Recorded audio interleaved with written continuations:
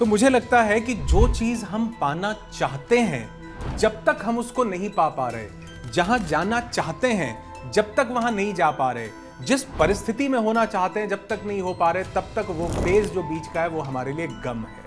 जहां पर आप हैं, जिसको आप गम बोल रहे हैं, हो सकता है कोई 50,000 लोग ये रोज दुआ करते हो कि भाई साहब मेरे पास भी ऐसा घर हो जहां बैठ करके बंदा गम मैं भी कर लूंगा, यहाँ तो बिठा दो भैया, क्योंकि मैं तो झोंपड़ी में बैठा हूं। किसी ना किसी उद्देश्य से हमको यहाँ भेजा गया होगा। मुझे ऐसे लगता है कि ये धरती, ये पृथ्वी, ये खाली एक प्लैनेट नहीं है जहां हम आए, एक स्कूल है जहां हमारी सोल के लिए बहुत सारी लर्निंग्स लेनी थी। जिस व्यक्ति के यहाँ पर संतोष है, शांति है, उसको नींद के लिए 12 घंटे सोना नहीं पड़ता, और जो 12 घंटे सो करके उठता है उससे पूछो उठने का मन है, वो कहेगा नहीं मन है। ये जब जीवन के बड़े मुश्किल परिस्थितियां और बाधाएं नहीं आएंगी ना, तब तक आप अपने जीवन में जो पर्पस ढूंढना चाह रहे हो ना, वो भी मिलने वाला। तो मैं एक चीज बोलूंगा कि हर व्यक्ति अपने जीवन में कुछ करे या ना करे, उसको प्राणायाम जरूर करना चाहिए। नमस्कार। आज हमारे बीच में हैप्पीनेस कोच के नाम से विख्यात द अनुराग ऋषि सर हैं, जिनका मोटो क्या है? मोटो ये है कि विजन कह लीजिए, मोटो कह लीजिए कि ग्लोबल इंडेक्स जो हैप्पीनेस का होता है उसमें इंडिया को टॉप पर पहुंचाना। और हैप्पीनेस का मतलब क्या है? हैप्पीनेस का मतलब तो मुझसे बेहतर अनुराग सर ही बताएंगे, लेकिन जो मुझे समझ में आता है, अगर मैं उसके बारे में बात करूं तो ये जरूर कहूंगा मैं कि इन्हीं गमों की बादल से खुशी के चांद निकलेंगे, इन्हीं गमों के बादल से खुशी के चांद निकलेंगे। हर अंधेरी रात के बाद एक खुशनुमा सुबह जरूर होगी। इसी एक बात को डिफाइन करेंगे आज अपने शब्दों में अनुराग सर। हैप्पीनेस की बात करें या अगर हम बात करें अनुराग सर की, तो आप मोटिवेशन वाली बात एक मुझे लगता है कि नॉर्मल सी बात हो गई है। मोटिवेशनल स्पीकर्स की बात एक नॉर्मल सी बात हो गई है। आप एक ट्रांसफॉर्मेशन करते हैं, लाइफ में ट्रांसफॉर्म करते हैं, लोगों की लाइफ को बदलते हैं। आप एक ट्रांसफॉर्मेशनल स्पीकर हैं, जिसका मतलब अगर मैं समझाऊं तो शायद उतना अच्छा ना समझा पाऊं, लेकिन बस फिर भी मैं एक इंट्रोडक्शन देना चाहूंगा कि अगर आप लाइफ में कष्ट में हैं, दुखी हैं, और उसकी एक ही वजह, जितना मैं समझ पाया सर को, जितना मैंने देखा है सर को, उसके अनुसार कि आपकी सोच, आपकी थिंकिंग अगर वो निगेटिव है, देन आप दुखी हैं। पॉजिटिव थिंकिंग कैसे हो, किस तरीके से आप अपनी सोच को पॉजिटिव बना सकते हैं, इसके बारे में आज हमारे बीच में पूरी तरह से व्यक्त करने के लिए, अपने विचारों को रखने के लिए और इन चीजों को आप तक अच्छे से पहुंचाने के लिए फिर से मैं एक बार कहूंगा, द अनुराग ऋषि सर हैं। तो please welcome and with a big round of applause the Anurag Rishi sir. And मेरा पहला प्रश्न सर, मैं खुद भी ये चाहूंगा, मैंने लाइफ में बहुत सारे फेजेस देखे, मैंने अभी बात भी करी कि गम के फेजेज, और सर ने मेरा इंट्रोडक्शन देते समय कहा भी कि मैं कुछ प्रक्रियाओं के थ्रू से बाहर निकला। मेरा प्रश्न सिंपल सा सर ये है कि ये खुशी होती क्या है एग्जैक्टली? बहुत साधारण सा प्रश्न है। लोग खुशी की तलाश तो कर रहे हैं, लेकिन खुशी होती क्या है इसके बारे में नहीं जानते हैं। Please sir. Thank you so much, सबसे पहले तो कि आपने इतना प्यार दिया इतने अच्छे शब्दों के लिए। और जो आप सबसे पहले जो कुछ लाइंस बोल रहे थे, तो मैं उनको एक बार थोड़ा सा अपने हिसाब से, अंदाज से, क्योंकि जब आपने बोला कि गमों के बादलों से खुशी के चांद निकलेंगे, तो मुझे लगा इसकी आगे की लाइन ये होनी चाहिए कि कितनी ही ऊंची हो गमों की दीवारें, फिर भी हम उन्हें फांद निकलेंगे, अगर हम क्या समझ बात रहे है तो सर, कि क्या कैसे बात है। हम आगे जीवन में। तो जब खुशी की बात होती है ना, मुझे ऐसे लगता है कि किसी भी चीज को समझना हो ना, तो वो बिना उसके विपरीत को जाने हम समझ नहीं पाते हैं। खुशी खुशी तब है जब गम हो, रोशनी रोशनी तब है जब अंधेरा हो, स्वास्थ्य स्वास्थ्य तब है जब बीमारी हो। मतलब बिना गम के खुशी क्या है ये हमें अंदाजा भी नहीं हो सकता, बिना गरीबी के अमीरी क्या है ये हमें अंदाजा भी नहीं हो सकता। ये उसी व्यक्ति को पता है कि अमीरी क्या है जिसने वो गम का फेज देखा है। तो कहने का मतलब है कि हर जीवन की नहीं, बल्कि दुनिया में हर एक चीज तभी अस्तित्व में आती है जब उसके विपरीत में कुछ होता है। हमारे जीवन में खुशी हर एक इंसान के लिए गम का विपरीत है। मतलब हम जिस भी जीवन के फेज में हैं, अगर हमें वो प्लीजेंट नहीं लग रहा, उसका विपरीत हमारे लिए खुशी है। तो हमें सबसे पहले ये जानना होगा कि जो खुशी का विपरीत गम है वो आखिर में है क्या। तो मुझे लगता है कि जो चीज हम पाना चाहते हैं जब तक हम उसको नहीं पा रहे, जहां जाना चाहते हैं जब तक वहां नहीं जा पा रहे, जिस परिस्थिति में होना चाहते हैं जब तक नहीं हो पा रहे, तब तक वो फेज जो बीच का है वो हमारे लिए गम है। मान लीजिए मैं सेहत चाहता हूं और मैं अभी वहां तक नहीं पहुंच पा रहा, तो जिस फेज में हूं वो मेरे लिए गम का फेज है, क्योंकि जो पाना चाहता हूं वो मेरे पास नहीं है।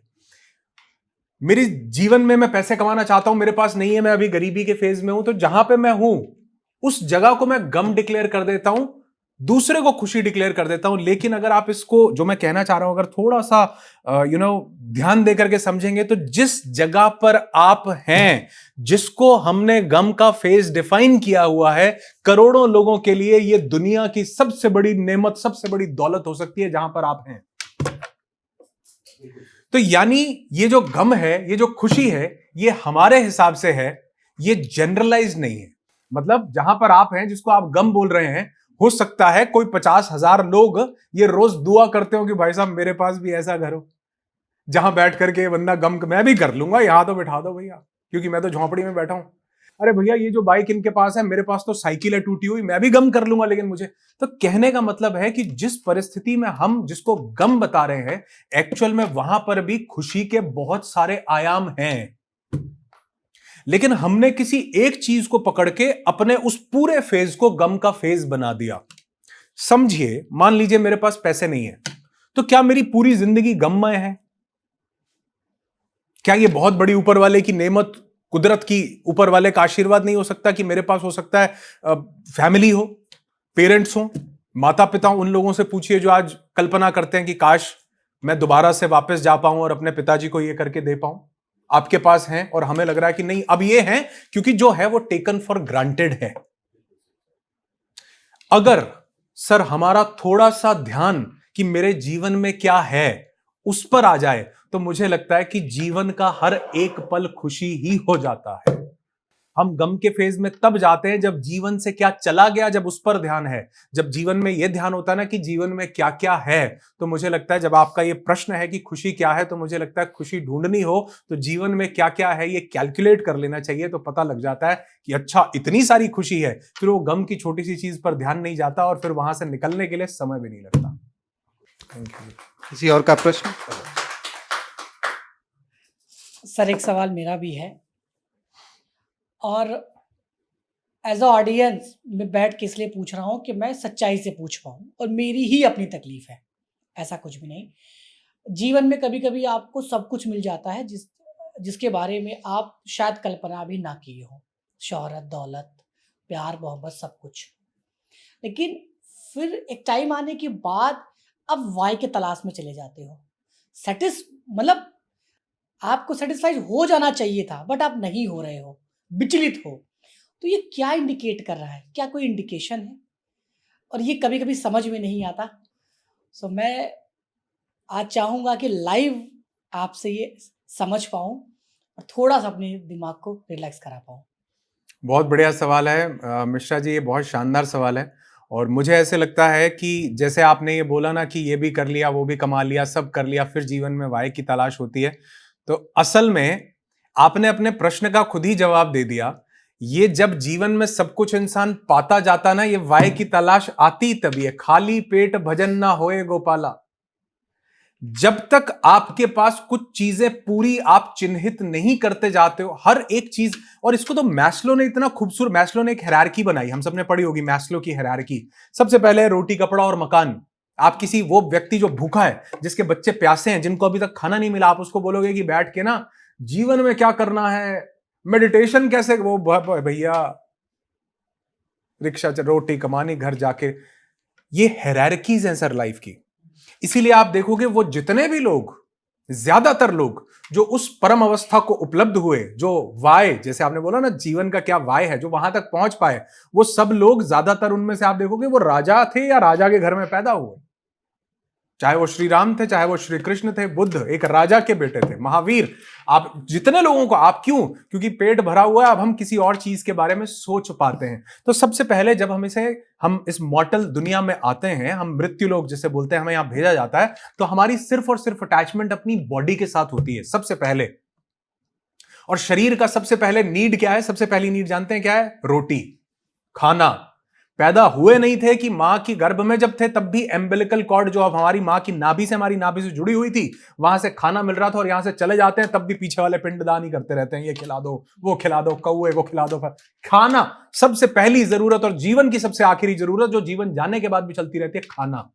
यानी जिसका पेट भरा हुआ है ना सर, उसके बाद वो आगे सोचता है कि अच्छा खाना आ गया, अब कपड़ा, इसलिए बना रोटी कपड़ा और मकान। कपड़े पूरे होते हैं, फिर वो होता है अपनी छत लेनी है, अब 2 पैसे इकट्ठे हुए अपने घर के लिए पैसे। धीरे धीरे धीरे धीरे धीरे सीढ़ियां चढ़ते चढ़ते पहली, दूसरी, 5वीं 10वीं क्लास पास होती है, फिर जाके आता है +1 और +2। सीधे आप वहां नहीं बैठ सकते। इसी तरह ये जो सवाल है ना, इस सवाल में ही जवाब छुपा हुआ है कि जब हम ये सब चीजें पार करते जाते हैं, उसके बाद नंबर आता है कि अब जीवन का वाय ढूंढना है। इसके 2 तरीके हैं, या तो आप ये सभी स्टेप्स को पार कर लो, या आप इन सभी स्टेप्स को छोड़ दो। वो लोग जो जंगलों में चले गए, वो लोग जो पहाड़ों में, गुफाओं में, वो लोग जो सब ऊपर वहां जाके तपस्या, उन्होंने कहा कि भैया मुझे इससे कोई लेना देना नहीं है, मुझे ये छोड़ना है। लेकिन मुझे ऐसे लगता है ये छोड़ने से भी ज्यादा अच्छा तरीका ये है कि आप एक एक क्षण को, एक एक पल को जीते हुए एकदम से वहां पहुंचो। मतलब सब चीजों को जीते हुए, सबको छोड़ के नहीं, क्योंकि किसी ना किसी उद्देश्य से सर हमको ये मानव जीवन दिया गया होगा, किसी ना किसी उद्देश्य से हमको यहां भेजा गया होगा। मुझे ऐसे लगता है कि ये धरती, ये पृथ्वी, ये खाली एक प्लैनेट नहीं है जहां हम आए, एक स्कूल है जहां हमारी सोल के लिए बहुत सारी लर्निंग्स लेनी थी। और उस डिवाइन सुप्रीम बीइंग ने कहा कि यहां जाओगे, ये एक्सपीरियंसेस होंगे, ये व्यक्ति मिलेंगे, मिश्रा जी ऐसे बोलेंगे, ये ऐसे बोलेगा, ये लड़ाई करेगा, ये झगड़ा करेगा, ये धोखा देगा, ये प्यार देगा, ये सब सीखो। और हमने क्या किया, हम वो छोड़कर हम सीधा कहते हैं नहीं, वो भी सही तरीका है, अच्छा था। मुझे मैं कौन होता हूं उसको कंडेम करने वाला। लेकिन मेरा पर्सनल ओपिनियन अगर आप पूछो तो मुझे ये लगता है कि यहां पर वो सारे लेसन्स मिलते गए, रोटी पूरी हो गई, कपड़ा पूरा हो गया, मकान, फिर आखिरी क्वेश्चन बचता है कि मैं कौन हूं। एक छोटा सा बालक था, नाम है उसका नरेंद्र। आज जानते हैं दुनिया उन्हें किस किस नाम से जानती है? कौन? स्वामी विवेकानंद। नरेंद्र उस बालक का नाम है। वो अपने गुरु, किसी ने उनको बोला कि तेरे गुरु अगर कोई हो सकते हैं तो वो सिर्फ और सिर्फ स्वामी रामकृष्ण परमहंस हो सकते हैं। वो स्वामी रामकृष्ण परमहंस के दरवाजे पर खड़ा छोटा सा बच्चा नरेंद्र, और स्वामी रामकृष्ण परमहंस अंदर से जानते हैं कि नरेंद्र बाहर खड़ा है, और वो अंदर से आवाज लगाते हैं कि कौन है। बाहर से उस छोटे से बच्चे की आवाज आती है कि यही तो जानने आया हूं कि कौन हूं। इसीलिए कहा गया when the student is ready teacher appears. जब जो स्टूडेंट है वो तैयार हो जाता है ना, टीचर अपने आप, स्टूडेंट नहीं ढूंढता, टीचर अपने आप स्टूडेंट को ढूंढ लेता है। इसी तरह जब हम अपने जीवन की उस जर्नी पर, पेट भर गया, बच्चे ठीक से खा पी रहे हैं, जीवन है, घर है, बढ़िया गाड़ी बंगला घर मगा सब, अब ध्यान आता अच्छा पर्पस क्या था। क्योंकि सब पाते पाते भी पता चलता है कि कुछ ना कुछ तो बाकी रह गया है मिश्रा जी, है ना, कुछ तो है जो रह गया है। तो जब वो खाने से नहीं मिला, जब वो गाड़ी से नहीं मिला, जब वो मोबाइल से नहीं मिला, पेट भरने से नहीं मिला, तो लगता है कि फिर किससे मिलेगा। फिर समझ आती है कि स्वयं को जानने से और अपने जीवन का पर्पस जानने से मिलेगा कि मैं यहां क्यों आया था। तब इंसान की असली यात्रा, जो आंतरिक यात्रा है, वो सबसे पहले शुरू होती है, उस लेवल पर जाकर। सर मेरा क्वेश्चन है, लाइफ में हम किसी न किसी तरीके से कंट्रोल करना चाहते हैं सामने वाले को, जो भी हमारे साथ जुड़े हुए हैं।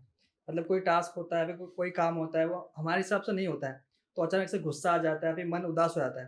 तो उस चीज़ को कैसे हम कंट्रोल करें? या फिर हम सामने वाले से एक्सपेक्टेशन रखते हैं कि ये काम उसके द्वारा किया जाना चाहिए, वो नहीं होता है, तो हम ऐसे कैसे आइडेंटिफाई करें कि सामने वाले से एक्सपेक्टेशन रखना है या नहीं रखना है, क्या करना चाहिए? बहुत अच्छा सवाल है। और आपने एक बहुत लोगों से ये सुना भी होगा कि इस धरती पर एक ही चीज है, मतलब बड़ी से बड़ी बीमारी का इलाज है।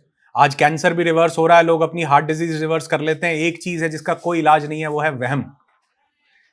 कहते हैं घोड़ा पालो, गधा पालो, बकरी पालो, कुछ पालो, वहम मत पालो। तो जब हम किसी गलत व्यक्ति से एक्सपेक्टेशन लगाते हैं, ये वहम है। मान लीजिए एक इंसान, आपने देखा होगा पुराने जमाने में लोग, राजा जो थे, युद्ध लड़ने जाते थे, और आप जानते हैं वो युद्ध लड़ने में सबसे इंपॉर्टेंट प्रक्रिया क्या होती थी, जिसके लिए वो 1-1 साल 2-2 साल तक काम करते थे। वो एक प्रक्रिया थी कि वो अपना सेनापति चुनते थे 1-1 साल लगा के, कि इस युद्ध से पहले युद्ध का सेनापति कौन होगा जो पूरी टीम को लीड करेगा। आज हम किसी भी काम को करने में सेनापति को चुनने में समय नहीं लगाते हैं, लेकिन उस पर जब परेशानी होती है तो उसके चिंतन पर पूरा समय लगाते हैं।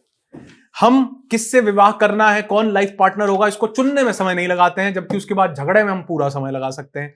तो जीवन का सबसे बड़ा सत्य ये है कि जहां पर वहम पाल लिया, जहां गलत एक्सपेक्टेशन पाल ली, उसका कोई हम सरलता से इलाज नहीं कर। अगर कोई व्यक्ति किसी चीज के लिए कैपेबल नहीं है, आपने जो टास्क उसको दिया वो पूरा नहीं कर पाएगा, आपके एक्सपेक्टेशंस हर्ट होंगे। क्योंकि ये समाज है, हम जंगलों में तो रह नहीं रहे, पहाड़ों में तो रह नहीं रहे, हमें समाज में 4 लोगों से काम भी लेना है। और अगर मैंने किसी व्यक्ति को गलत तरीके से अपॉइंट कर दिया, मुझे पता नहीं चला कि ये इस काम के लिए अप्रोप्रिएट नहीं था, तो मुझे जो एक्सपेक्टेशन थी वो अभी मैंने बोला ना कि हम जहां पर नहीं है वही दुख है, कि हमें यहां होना चाहिए, है हम यहां, ये सुख दिख रहा है, ये दुख दिख रहा है। ठीक, मेरी एक्सपेक्टेशन ये है, रियलिटी ये है, ये सुख हो गया, ये दुख हो गया। तो ये दुख तो लगातार मिलता ही रहेगा। या तो सेनापति बदलो या अपनी एक्सपेक्टेशन बदलो कि जो है ठीक है भैया, एक्सेप्ट करते हैं। प्रैक्टिकल इलाज यही है, सेनापति बदल दो।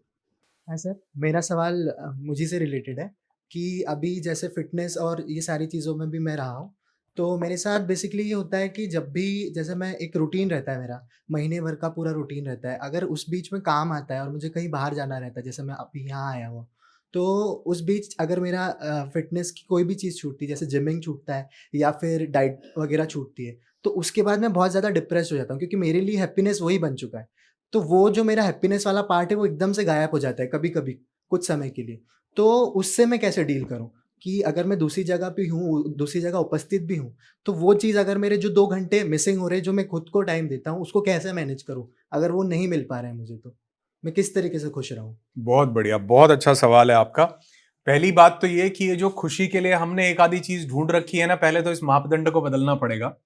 आप यहां पर आए, आप जानते हैं हमारे जीवन में हमको जो भी रिजल्ट्स मिल रहे हैं वो इस चीज से मिल रहे हैं कि हमारे यहां पर भाव दशा क्या है।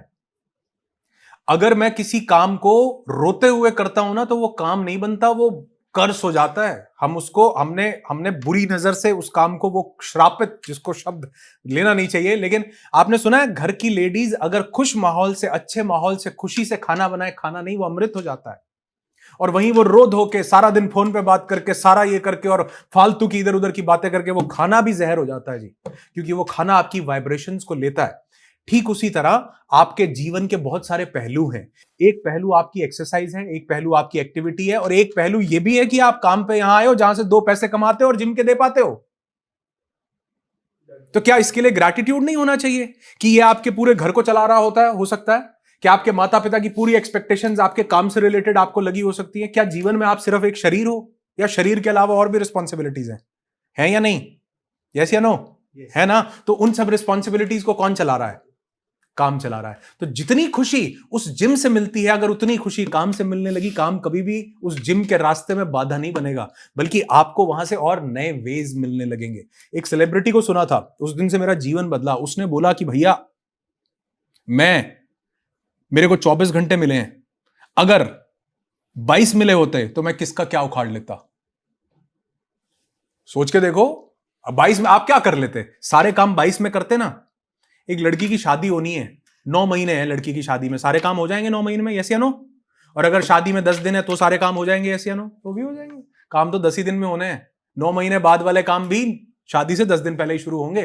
तो कहने का मतलब है, अगर दिन के 22 घंटे होते आप क्या कर लेते? आप यही सोचो कि दिन के हैं ही 22 घंटे, काम निपटाने। ये मेरी अपनी जिंदगी की उस दिन से फिलॉसफी बन गई, 2 घंटे जीवन के मेरे लिए हैं भैया।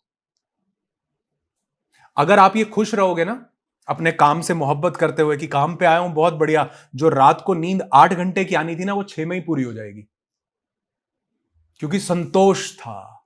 जिस व्यक्ति के यहां पर संतोष है, शांति है, उसको नींद के लिए 12 घंटे सोना नहीं पड़ता। और जो 12 घंटे सो करके उठता है, उससे पूछो उठने का मन है? वो कहेगा नहीं मन है, क्योंकि नींद 12 घंटे में भी पूरी नहीं हुई साहब। और जो पूरे दिन में संतोष में, शांति में रहा, 6 घंटे में नींद पूरी करके खड़ा होता और कहता घोड़े की तरह बताओ क्या काम करना है। दिन में शांति में रहो, काम से मोहब्बत करो, रात को नींद 6 घंटे में पूरी हो जाएगी, 2 घंटे फालतू मिल गए, उसके पैसे अकाउंट में जमा करा देना।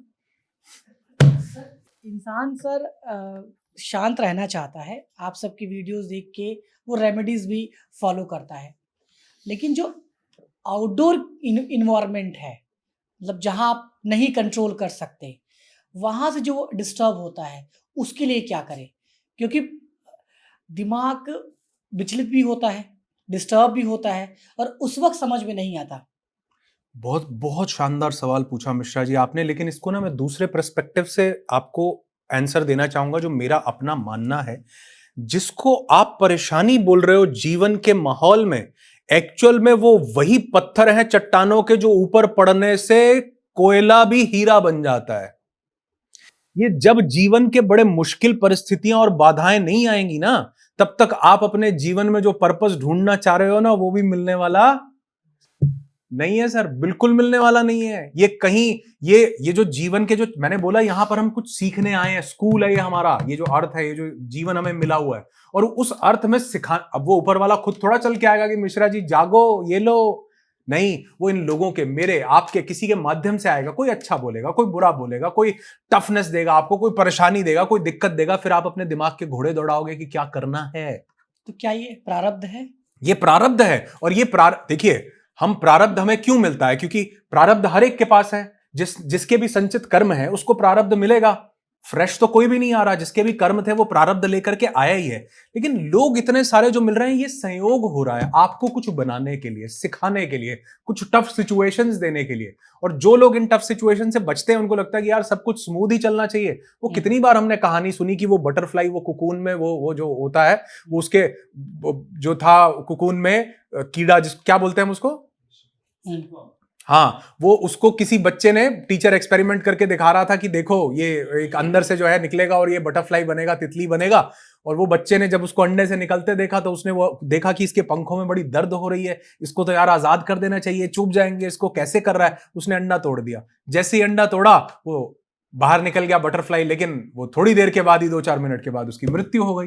क्यों हो गई? क्योंकि वो अंडे को तोड़ने से पंखों में जो जान आनी थी ना, वो जान उस तितली की इम्यूनिटी थी, वो डेवलप ही नहीं हो पाई। ये जो आसपास में छोटे मोटे चैलेंजेस आ रहे हैं ना, ये आपकी इम्यूनिटी बिल्ड कर रहे हैं। भैया 5,000 करोड़ की कंपनी चलानी है, उसके लिए कुछ तो अंदर चीज होनी चाहिए जो लोग आपको देंगे। ऊपर वाला बैठ करके स्वाहा करके ऐसे नहीं कुछ डालने वाला, लोगों के माध्यम से दे रहा है। एक्सेप्ट करो, बहुत बढ़िया जीवन में बदलाव लाएगा। बिल्कुल sir, and thank you so much sir. इसी प्रारब्ध को कुछ लोग अलग तरीके से भी ले रहे हैं। मेरे एक मौसा जी हैं, उनका बिल्कुल पेट निकला हुआ है, सब कुछ खाते हैं, डॉक्टर ने कहा ये नहीं खाना है तो वो खाते हैं। उनके साथ में गया एक बार, तो मुझसे यही बोले कि जीवन में जो लिखा है वो हो के रहेगा, तो मैं क्यों ना खाऊं, सब खाऊं। और यही लाइफस्टाइल वो अपने बच्चों को दे रहे हैं, सबको दे रहे हैं, हम भी दे रहे हैं, और अनहेल्दी लाइफ जी रहे हैं। तो यहाँ पे उस प्रारब्ध को कैसे जस्टिफाई करें? देखिए, यहां पर सबसे पहली बात तो ये समझनी है कि जीवन में जो लिखा है वो तो होकर के रहेगा, ये बात उनकी 100% सही है। लेकिन यहां पर एक सवाल ये आता है कि जो लिखा है वो किसने लिखा है? वो क्या, अगर ये उस प्रारब्ध को तो मान रहे हैं ना कि जीवन में कुछ तो लिखा है, और जो लिखा है उसी के हिसाब से होगा, तो लिखा किसने है? लिखा अगर किसी व्यक्ति विशेष ने है, कोई लगता है बादलों में ऊपर ऐसे बैठा होगा और एक नोटबुक ले गया, हाँ भैया तुम्हारा, हाँ क्या किया, चींटी मार, अरे लिखो इसने चींटी, हाँ तुमने क्या किया, गाय को चारण, अरे इसका, अरे अगर कोई लिखने बैठा हो मिश्रा जी, तो ये जीवन चल ही ना पाए। और कई बार तो वो देख ही ना पाए, अरे भैया ये छुप के कर गया कुछ, दीवार के पीछे क्या कर गए, तो पता ही नहीं चला। वो लिखने वाला कोई नहीं है जी। उसने, जैसे यूट्यूब, आप तो मास्टर ऑफ क्रिएटर्स के, पता नहीं एल्गोरिथम है सर, एल्गोरिथम चल रहा है, इतने मिनट का वॉच टाइम, इतने लोग देख रहे हैं, इतने लोग लाइक, इसको और लोगों को भी दिखाओ। ठीक वैसे ही एल्गोरिथम है सर, ये कर रहा है, ये आगे ये डाल दो जीवन में। कोई लिखने नहीं बैठा, तो आज जो उनको मिल रहा है अच्छी सेहत, वो कभी किसी चेतना में कुछ अच्छा किया होगा जिसके बदले मिल रही है। और जो आज कर रहे हैं प्रारब्ध समझ के, लिखा हुआ समझ के, तो ये भी समझ जाएं कि लिख कोई और नहीं रहा, हम खुद अपना भाग्य लिख रहे हैं। और आज जो वो लिख रहे हैं, इसका भी सामना आने वाले समय में, आज नहीं तो कल करना ही पड़ेगा। प्रारब्ध तो है, लिखा तो जा रहा है, लेकिन लिख कौन रहा है? जिस दिन ये चेतना आ जाए ना, लिख कोई और नहीं रहा। और अगर कोई और भी लिख रहा है मान लो, तो आज वो आपको देख करके ही लिख रहा है। इसीलिए सबका अलग अलग लिखा जा रहा है, नहीं तो सबका सेम लिखा जाए कि सब भैया बराबर होते, कोई ऊंच नीच होती नहीं। अलग अलग क्यों है? क्योंकि कर्म अलग अलग है। आपका कर्म अलग है, मेरा अलग है, इनका अलग है, बाहर कोई घूम रहा है उसका अलग है, कर्म अलग है, अलग। और जो आज आप कर रहे हो वो भी आपका कर्म है। बिल्कुल सर, अग्री। सो आजकल सर एक और हम देख रहे हैं, जैसे यहाँ पे हम लोग बैठे हैं, हो सकता है किसी की हाइट सेम हो, साइज सेम हो, एज सेम हो, कोई बिल्कुल फिट एंड फाइन है, कोई बिल्कुल डल है, किसी का शेप परफेक्ट है, किसी का बिल्कुल नहीं है। तो कुछ ऐसी रेमेडीज मैं आपसे चाहूँगा जो लोगों को फॉलो करना चाहिए, जिससे कि वो एक अच्छा लाइफस्टाइल जी पाए।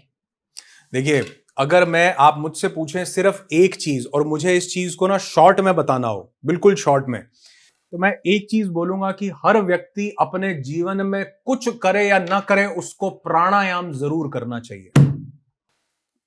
1000 चीजों का इलाज प्राणायाम। प्राणायाम यानी आप अपने प्राणों को एक नया आयाम देते हैं, नई दिशा में लेकर जाते हैं, और इसके लिए आपको ज्यादा अलग से समय नहीं निकालना पड़ता। आप 25 मिनट लगाएं, 5 प्राणायाम आपके हो जाते हैं। आपने कपालभाति से शुरू किया, आपने फिर अनुलोम विलोम किया, उसके बाद आपने उज्जयी किया, उद्गीत किया, उसके बाद इनको नाड़ी शोधन भी बोला जाता है। कई चीजें प्राणायाम की कैटेगरी में नहीं आती, लेकिन मैं इनको प्राणायाम में डालता हूं, क्योंकि अल्टीमेटली चाहे नाड़ियों का शुद्धिकरण हो रहा है, हो तो आपके प्राणों का आयाम ही बदल रहा है। तो 5 प्राणायाम, उद्गीत, उज्जयी, अनुलोम विलोम, कपालभाति और एक कुंभक। आप अपनी सांसों को रोकते हैं, उसको बोलते हैं कुंभक। कुंभक लगाना, एक अंतः कुंभक होता है अंदर सांसों को रोकना, एक बाह्य कुंभक होता है बाहर सांसों को छोड़ना। आप कभी भी आप नोट करना, मेरे YouTube चैनल पर एक वीडियो है इन 5 प्राणायाम के बारे में, आप उसके कमेंट्स पढ़िएगा। कभी लोग बोल रहे हैं सर मेरे चेहरे पे तेज बढ़ गया, कोई बोल रहा है सर मेरा पेट खत्म हो गया, कोई बोल रहा है सर मेरे को आर्थराइटिस था, मेरा आर्थराइटिस ठीक हो गया, मेरी बीमारियां ठीक होने लगी, मेरा डायबिटीज रिवर्स होने लगा। सिर्फ प्राणायाम, 5 प्राणायाम कीजिए। आप अपने जीवन में अगर चमत्कार न देख लें तो मैं हेल्थ के बारे में बात करना छोड़ दूंगा सर। 5 प्राणायाम। दिक्कत यह है कि लोगों के पास ये समय निकालने का समय नहीं है। परेशानी पे रोने का तो समय है, वो जो सीना 56 इंच होना चाहिए वो कमर हो रही है, चलता है, लेकिन समय अपने आप को नहीं दे। वो एक दिन समझ में आता है कि यार काश मैंने अपनी जवानी बेच के बुढ़ापा ना खरीदा होता, अपनी जवानी में कुछ समय अपने लिए भी निकाला होता सिर्फ बेचने के अलावा।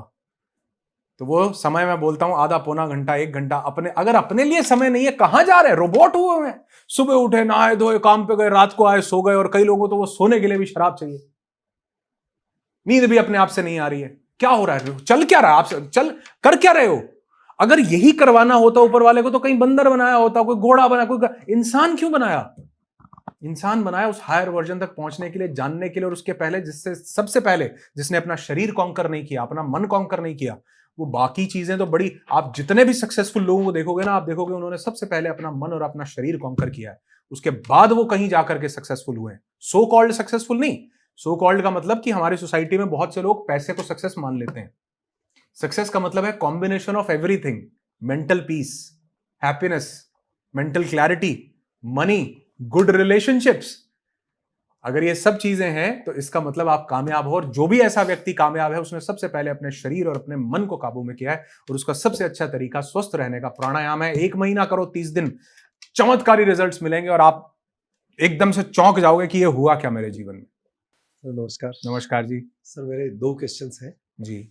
फर्स्ट तो ये कि मेरी क्या है, आदत नहीं है किसी को मना करने की। मेरे घर वाले भी काफ़ी बार कहते हैं कि तू मना करना सीख। तो जैसे किसी काम है, ऐसा काम जिससे मेरा कोई लेना देना नहीं है दूर दूर तक, कि जस्ट सपोज कि मैं जयपुर रह रहा हूँ, अब किसी को लहरिया चाहिए, मैं वहाँ उसको वो दिलाने लेके जा रहा हूँ, या फिर मैं उसके लिए वो पता कर रहा हूँ कहाँ मिलेगा क्या मिलेगा, जबकि वो मेरा काम ही नहीं है, न मुझे उससे लेना देना है।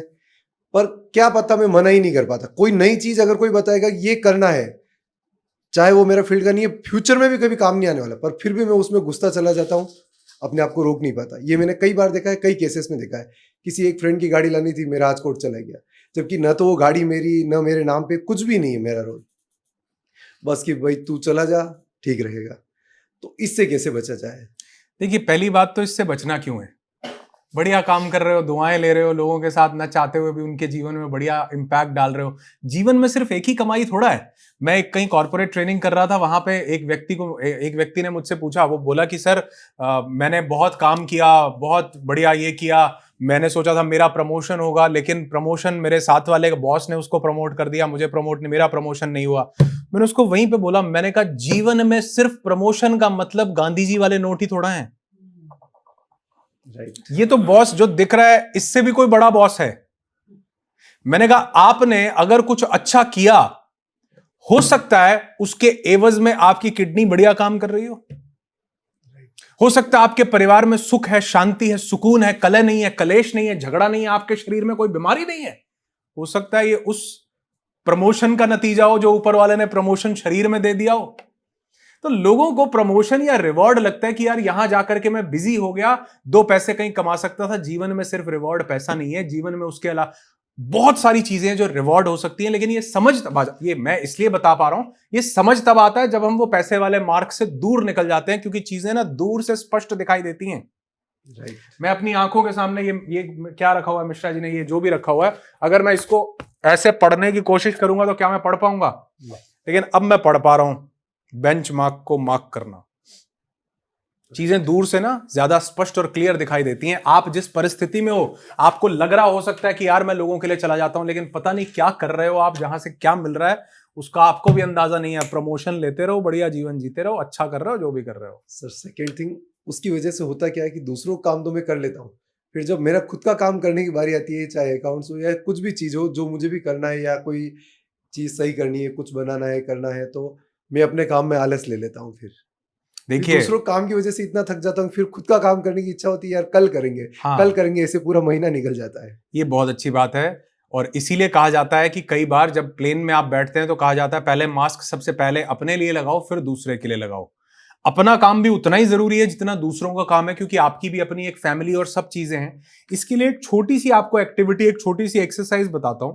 आप दिन में जब भी आप अपना दिन प्रारंभ करें, जब सुबह अपना दिन शुरू करें तो या रात को जब आप सोएं, तो सोने से पहले आपके अगले दिन के क्या क्या टास्क हैं वो आप डिफाइन कर लीजिए, उनको नोट डाउन कर लीजिए कि मेरी प्रायोरिटी क्या है। आपके जो टास्क हैं जो आप छोड़ देते हैं वो आपकी प्रायोरिटी नहीं है। आपसे एक सवाल करता हूं, एक व्यक्ति है, उसका कोई बहुत गहरा चाहने वाला उसका रिश्तेदार एक हॉस्पिटल में एडमिट है। डॉक्टर ने बोला है कि इनको एक इंजेक्शन लगाना पड़ेगा, नहीं लगाएंगे तो इनके पास 15 मिनट का समय है। जहां से इंजेक्शन लाना है वो केमिस्ट 15 मिनट दूर है, मतलब जाने आने में 15 ही मिनट लगेंगे। उस व्यक्ति के पास 1 सेकंड नहीं है खोने के लिए। अब वो हॉस्पिटल से बाहर निकलता है, और जैसे ही बाहर निकलता है उसका सबसे फेवरेट एक्टर शाहरुख खान, सलमान खान, अमिताभ बच्चन वहां डांस कर रहा है। अब वो डांस देखेगा कि इंजेक्शन लाएगा? इंजेक्शन लाएगा। आगे बढ़ा, गाड़ी बड़ी तेज चला रहा था, कोई आगे से निकला, उसने गाड़ी को स्क्रैच लगा दिया। अब ये रुक के उससे लड़ेगा, क्यों स्क्रैच लगाया, या इंजेक्शन लाएगा? इंजेक्शन लाएगा। क्यों भैया, गाड़ी स्क्रैच लगा दी, बनता नहीं क्या लड़ना? ऐसे ही आपसे पूछूं, दोस्त के साथ जाना बनता नहीं क्या? बनता है सर, क्यों नहीं जाओगे? इंजेक्शन लेने क्यों जाएगा? क्योंकि वो उसकी प्रायोरिटी है। आपका काम आपकी प्रायोरिटी नहीं है। सब होई वही जो राम विधि राखो, सब चल रहा होता है ना, जब राम रची रखा, हाँ राम रची रहा, वो सब चल रहा होता है ना, तो बंदा कहता है, मैं एक बार मजाक में कई बार बोल देता हूँ, और मैं 10-12 बार बोल चुका हूँ। एक दोस्त अपने दूसरे दोस्त के पास जाता है, उसका कुत्ता बैठा रो रहा होता है, वो बोलता है भैया ये तेरा डॉगी रो क्यों रहा है? वो बोलता है जहां ये बैठा ना वहां कील चुभ रहा है, इसको नेल दर्द हो रही है। वो कहता है इतनी दर्द हो रही है तो उठ क्यों नहीं जाता यहां से? कहता है इतनी भी नहीं हो रही है।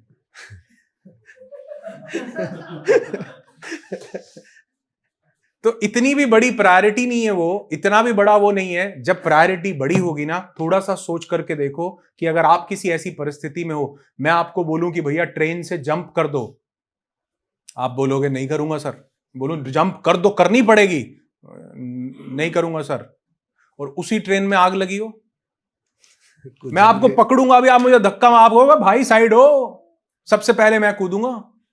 क्यों? क्योंकि अब वो आपकी प्रायोरिटी बन गई। आपका काम आपकी प्रायोरिटी जिस दिन बन गया, आपका काम आपकी पूजा, आपकी मोहब्बत जिस दिन बन गया, उस दिन आपको यकीन मानो ये चेतना खुद से आ जाएगी कि मेरा जीवन भी उतना ही इंपॉर्टेंट है जितना मैं दूसरों के लिए ऑक्सीजन प्रोवाइड कर रहा हूं। मेरे अपने परिवार के लिए मैं इनको ग्रोथ दे सकता हूं।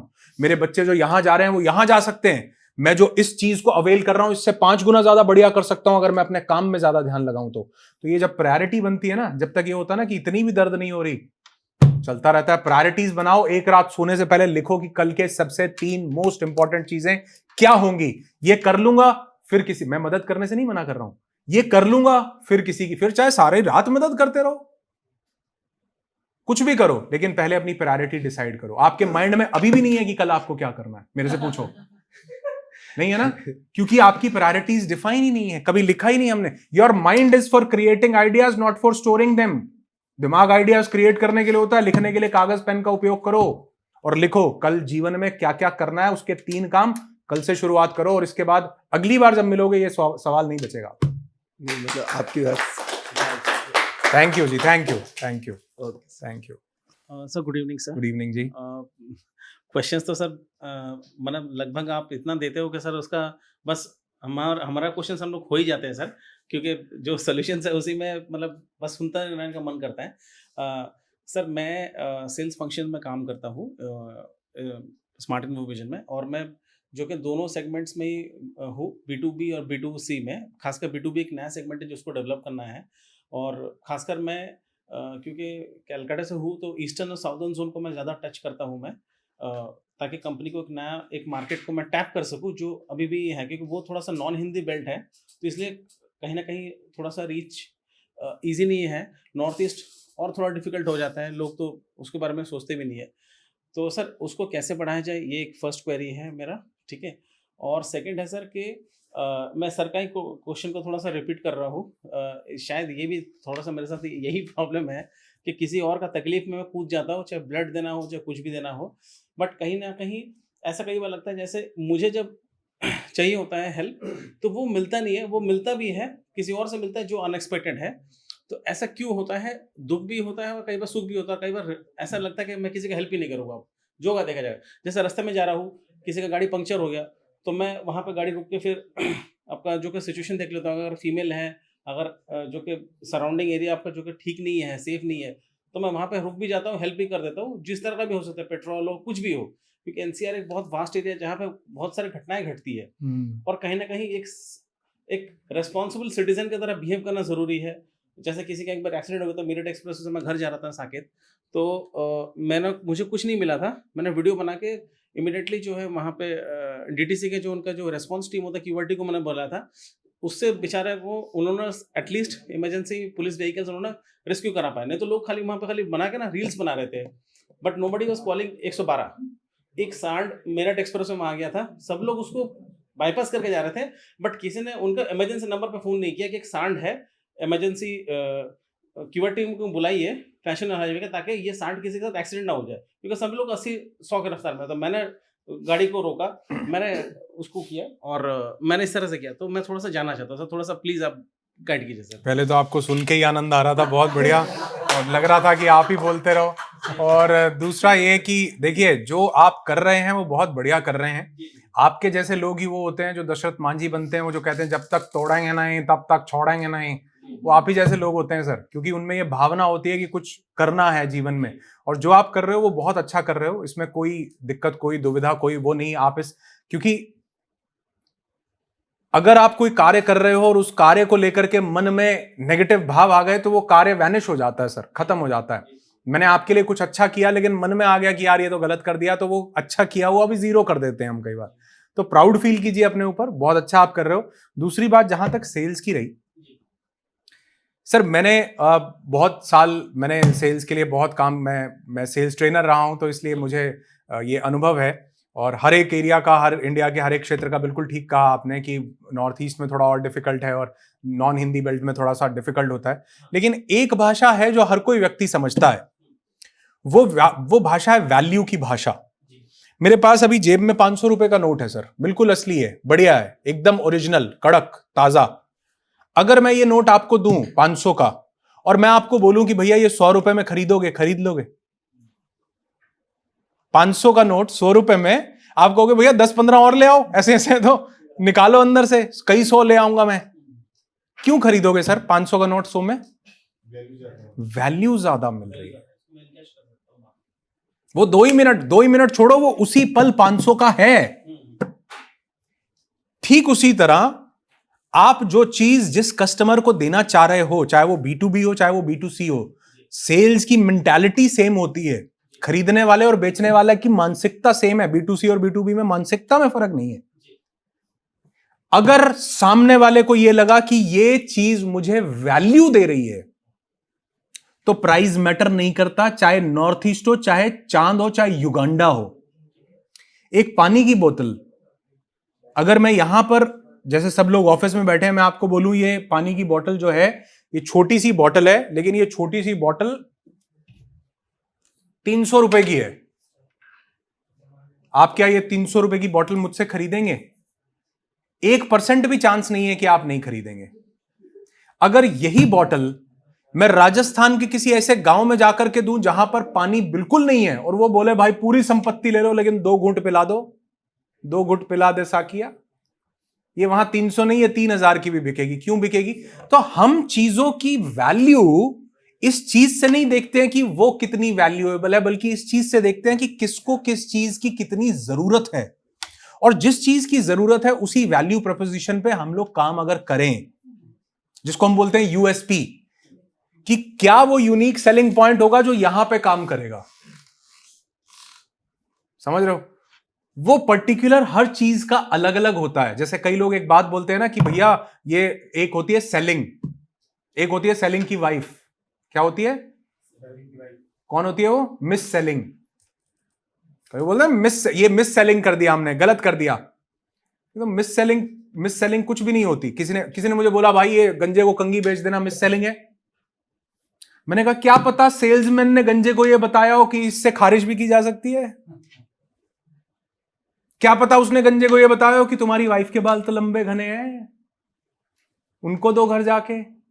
हमने सिर्फ ये देखा गंजे को कंगी बेच दी, लेकिन उसको क्या यूएसपी बताई, क्या वैल्यू बताई, और जगह पर क्या बेनिफिट्स बताए, शायद वो चीज जो है सेल्स ड्राइव कर गई हो। देखने में लग रहा गंजे को कंगी बेच दी, लेकिन एक्चुअल में उसको वैल्यू दी गई कि भैया इससे खारिज कर लेना, पीठ में ऐसे दूर तक जाती है, वाइफ के लंबे घने बाल और बढ़िया हो जाएंगे। लकड़ी की कंगी है, बिल्कुल एकदम आजकल आदिवासी कंगी है ये।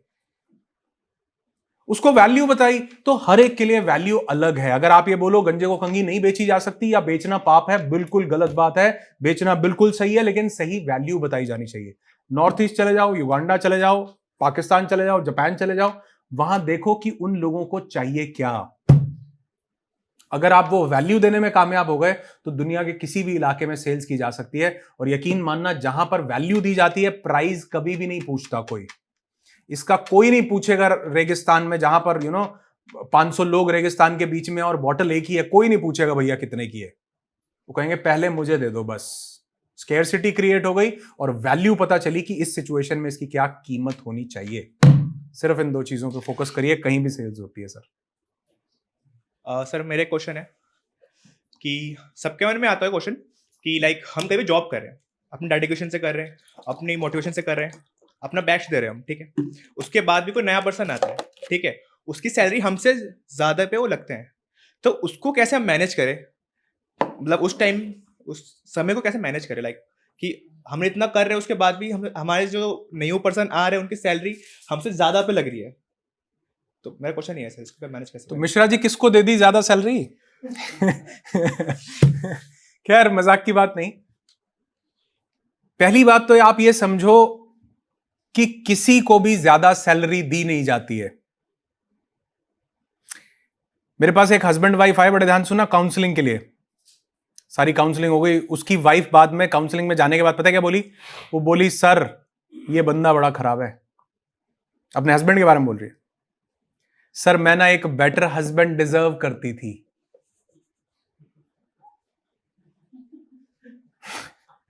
मैंने कहा जी मिलता तो वही है जो हम डिजर्व करते हैं,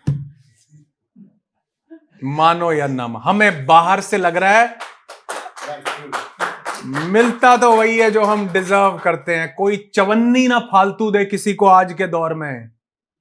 उसने वो सुने, एक ऐड आती थी, मेरी और पारखी नजर, क्या निर्मा सुपर तो कुछ है, जौहरी की ना एक नजर होती है पारखी, परख लेने वाली। हमें नहीं पता चलता, मुझे नहीं समझ में आएगा कि यार इनको ना 5000 रुपए फालतू सैलरी दी किस बात की है। जीन्स भी मेरे से बढ़िया नहीं लग रही, फोन भी मेरा ज्यादा बढ़िया है, काम भी मैं ज्यादा, लेकिन इनके अंदर क्या क्वालिटी है, वो जिस क्वालिटी का यूटिलाइजेशन जिस व्यक्ति ने करना है ना, उसने देख ली है, इसलिए दी है। कोई किसी को फालतू सैलरी नहीं देता सर, 1 रुपया नहीं मेरे से लेवा। मैं खुद मेरे पास भी मैं 1 रुपया भी नहीं देता सर। जिसकी जो वैल्यू वो दे, अभी वैल्यू की बात हो रही है ना, जो व्यक्ति जो वैल्यू दे सकता है वही उसको मिलेगा। एक व्यक्ति ने मेरे से पूछा, भाई साहब ये अमिताभ बच्चन आ रहा है, कह रहा है सिर पे ठंडा ठंडा कूल कूल, ऐसे कर लो ऐसे कर लो। बोला भाई साहब आपको पता है कितने पैसे ले? कितने? बोला 5 करोड़ ले गया। ऐसे आ रहा है और बोल रहा है सिर पे, बोला यही कोई मुझे काम दे, मैं यही 5,000 में कर दूं। मैं कहा तुझे 500 रुपए ना दे कोई। उसकी एक ब्रांड वैल्यू है, सिर पे तेल लगाने के पैसे नहीं मिल रहे, उसके अंदर जो वैल्यू है उसके पैसे मिल रहे हैं। आपको 500 रुपए ना दे, मैंने उसको बोला 500 रुपए भी कोई नहीं देगा। ऐड तो छोड़ो, मालिश भी नहीं कराएगा कोई, भाई 500 रुपए देके कि मेरी मालिश ही कर दो, नहीं।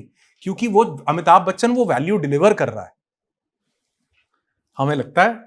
तो सर मेरा इस पे एक क्वेश्चन और है, अगर ठीक है यहाँ पे नहीं हो रहा, उतनी सैलरी नहीं मिल रही हमें, आपका कहना है कि उतनी हम क्यों दे, आप क्या वैल्यू डिजर्व करते हो, या फिर हम किसी और कंपनी में जाए इंटरव्यू देने रैंडमली, हम दुगना पेड़ देने को तैयार है, तो उसमें फिर क्या वो नजरिए का खेल है या फिर हमारे मतलब जो काम कर रहे हैं उसका है, उस पर क्या कहना चाहेंगे आप? वो लेडी मुझे बोली कि मैं एक बेटर हस्बैंड डिजर्व करती थी, वही बात आप बोल रहे हो। वो हमको डबल देने को ले लो फिर। हम कोई ऊपर वाले से राशन कार्ड में लिखवा के आए थे क्या? क्या जीवन में एक व्यक्ति सिर्फ एक ही जगह काम, जितने लोगों ने बड़ी बड़ी कंपनी बनाई क्या इन्होंने पहले कभी नौकरी नहीं की? जितने लोगों ने बड़े बड़े स्टार्टअप्स खोले क्या ये कहीं पे एम्प्लॉय नहीं थे? किसने मना किया था कि भैया यही सारी उम्र रहोगे, ये स्टार्टअप नहीं शुरू कर सकते? क्या आपने नहीं सुना कि बड़ी बड़ी कंपनीज में, माइक्रोसॉफ्ट, गूगल जैसी कंपनीज में ये जितने लोग सीईओ बड़े बड़े लेवल्स पे पहुंचते हैं, क्या ये इन्हीं कंपनीज में जूनियर होते हैं या कहीं और से लिए जाते हैं? देखो, एक है आपकी वैल्यू, और हो सकता है जौहरी गलत हो सकता है जौहरी गलत हो, उसको पता ही ना चल रहा हो, उसको वो कांच हीरा लग रहा हो और हीरा कांच लग रहा हो, तो जौहरी बदल लो। मतलब कहने का बदल ही लो, वाकई बदल लो। अगर वाकई वैल्यू है तो जौहरी बदल लो फिर, ठीक है। आपको पता है ना कि वैल्यू है, मुझे पता है ये हीरा है, इनको लग रहा है कि नहीं भैया तो पानी की बोतल है। मैं कहूँ है ही हीरा, अभी बेच के दिखाता हूं। बाहर गया, किसी ने कहा भैया तो हीरा है, आ जाओ। मैं कहा ठीक है भाई, तुम नहीं समझ पा रहे, मैं तो समझ गया। एक व्यक्ति ने एक जो है स्टोरी आपने सुनी होगी, एक शेर को गधा बोला कि भाई तू गधा है। शेर को बोला, शेर बोला तू पागल हो गया है, लड़ने लग गया उससे, दोनों की लड़ाई हो गई, पौना घंटा लड़ाई चलती रही। फिर वो बोला भाई इसका तो फैसला राजा करेगा, और राजा शेर था। उसने कहा भैया तो शेर अपन दोनों भाई भाई हैं, शेर के पास चलता हूं। वो बोला आधे घंटे से लड़ाई हो रही है, आप सुलझाओ। बोला क्या लड़ाई है? बोला एक गधा मुझे कह रहा है कि तू गधा है, और मैं कह रहा हूं कि मैं शेर हूं, बताओ कौन जीतता है? और वो बोला मैंने इसको कसम खिलवा दी है कि जो जीतेगा वही राज्य में रहेगा, दूसरा निकल जाएगा यहां से। बताओ गधा ये है कि गधा मैं हूं? वो शेर जो राजा था उसने शेर को बोला तू गधा है। बोला क्यों, मैं कैसे गधा? बोला तू गधे से लड़ क्यों रहा है इस बात पे? वो तो गधा है, तुझे तो पता है ना तू क्या है। नहीं, मैं आपके बॉस को गधा, मैं ऐसा नहीं बोल रहा हूं, मतलब मैं एग्जाम्पल नहीं दे रहा हूं। हेलो, मैं ये कह रहा हूं कि तुझे तो पता है ना कि तू क्या है। अगर इतना ही कॉन्फिडेंस है तो जौहरी बदलो, अगर इतना कॉन्फिडेंस नहीं है तो वैल्यू बढ़ाओ। हो सकता है वैल्यू कम हो, जो दूसरे व्यक्ति की हो वो ज्यादा हो। दोनों चीजों पे कॉस्ट बेनिफिट एनालिसिस करोगे, एक दिन बैठ के समझ आ जाएगा और उसी दिन जवाब मिल जाएगा कि सही हो रहा है या गलत। सर ये डिसाइड कैसे करें कि मतलब हम ठीक है जौहरी गलत है? अगर ये इसकी वैल्यू कहीं और मिल रही है तो ये तो क्लियर हो गया ना। ठीक है। ये तो डिसाइड, आपको थोड़ा डिसाइड करना है, तो किसी और को डिसाइड करना है। मान लो मैं आपको बोल रहा हूं कि यार धनंजय यहां क्या कर रहे हो, मेरे पास आओ, लाख रुपया देता हूं। यार क्या बात ही खत्म हो गई ना। इस भ्रम में भी मत रहना कि मैं दे रहा हूं। एक दो जगह ट्राई भी कर लेना, मेरा दिमाग सनका हुआ भी हो सकता है। क्योंकि जिस चीज की वैल्यू है, जो अटल सत्य है, वो प्रकांड सत्य है। वो मेरे लिए भी सत्य है, किसी और के लिए भी सत्य है। मेरा जो कॉम्पिटिटर है वो भी बोलेगा कि नहीं यार तुम छोड़ो, मैं भी लाख रुपया देता हूं धनंजय को। तो कभी भी वैलिडेशन एक जगह से नहीं होना चाहिए, वैलिडेशन कम से कम 2 जगह से होना चाहिए। इसका मतलब आप सही हो। अगर वैलिडेशन सिर्फ एक जगह से है तो कुछ डाउट समझना।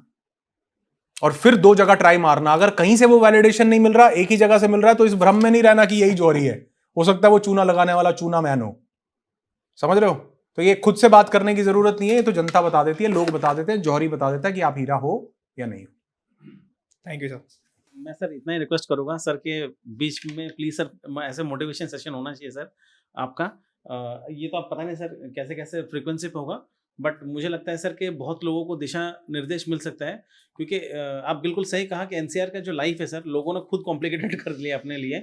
मतलब शराब पीना हो, चाहे ड्रग्स लेना हो, चाहे कुछ भी हो, और इसको हम लोग सिंपल कर सकते हैं। नेचर बहुत सिंपल है, but we humans love to complicate it and then we crib that के it's so true, it's so very true. Life इतनी भी कॉम्प्लिकेटेड नहीं है जितनी हमने बना ली है। बना लिया सर। तो मैं सर उस तरह से देखता हूँ कि मैं अपना एक्सपेक्टेशन को कम कर देता हूँ, तो मुझे बहुत खुशी महसूस होता है। अगर लगता है कि जैसे मैं गाड़ी अफोर्ड, सपोज मेरे पास एक सेकंड हैंड गाड़ी है, बट मैं उसको पेट्रोल अफोर्ड नहीं कर पाता तो बाइक से आता हूँ, लेकिन मैं ये देखता हूँ कि मेरे पास जो बाइक है, कईयों के पास वो बाइक भी नहीं है, उनको पब्लिक ट्रांसपोर्ट से आना पड़ता है धक्के खा के। तो आई एम वेरी हैप्पी कि मुझे मेट्रो को भीड़ में नहीं जाना है, एटलीस्ट मैं बड़ा प्राउडली अपना बाइक में तो जा रहा हूँ। बहुत बढ़िया। तो मुझे वो खुशी है कि एटलीस्ट एनसीआर में जो लोग ट्रैफिक में फंसे होते हैं, 4 व्हीलर्स वाले, डीएनडी में, जिसमें एटलीस्ट मैं 2 व्हीलर के माध्यम से जैसे तैसे करके मैं ऑफिस तो पहुंच जाता हूँ, उनके तरह घंटों तक जामों में नहीं फंसता हूँ। तो this is the advantage. And मुझे लगता है कि लोग अगर इस तरह से रिवर्स भी कई बार सोचे तो रिवर्स सोचना जरूरी है। देखो कई लोग क्या करते हैं, कई लोग ये बात बोलते हैं कि भैया अगर ऊपर नहीं देखेंगे तो आगे कैसे बढ़ेंगे। लेकिन मैं ये बोलता हूं कि आगे बढ़ने का, आगे बढ़ के करना, चाटना क्या है, क्या करोगे आगे बढ़ के? अगर यहां सुकून नहीं है, यहां शांति नहीं है, तो आगे बढ़ के आपने क्या उखाड़ा? बहुत से लोगों को आप देखोगे करोड़ों रुपया कमाते हैं सर, रात को सोने के लिए नींद की गोली खानी पड़ती है। मैं ये नहीं कह रहा हूं कि पैसा गलत है, पैसा, अरे आई लव मनी, मैं ये बिल्कुल नहीं बोल रहा हूं। मेरा कहने का मतलब है कि सबसे पहले ये देखना चाहिए कि क्या चीज यहां से सुकून दे रही है।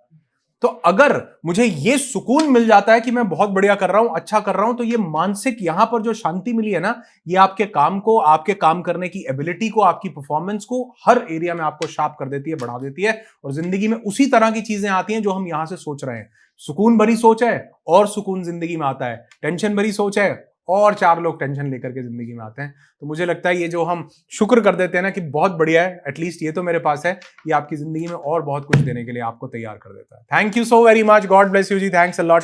मिलते हैं। धन्यवाद सर, बहुत बहुत धन्यवाद आपका सर, बहुत बहुत धन्यवाद।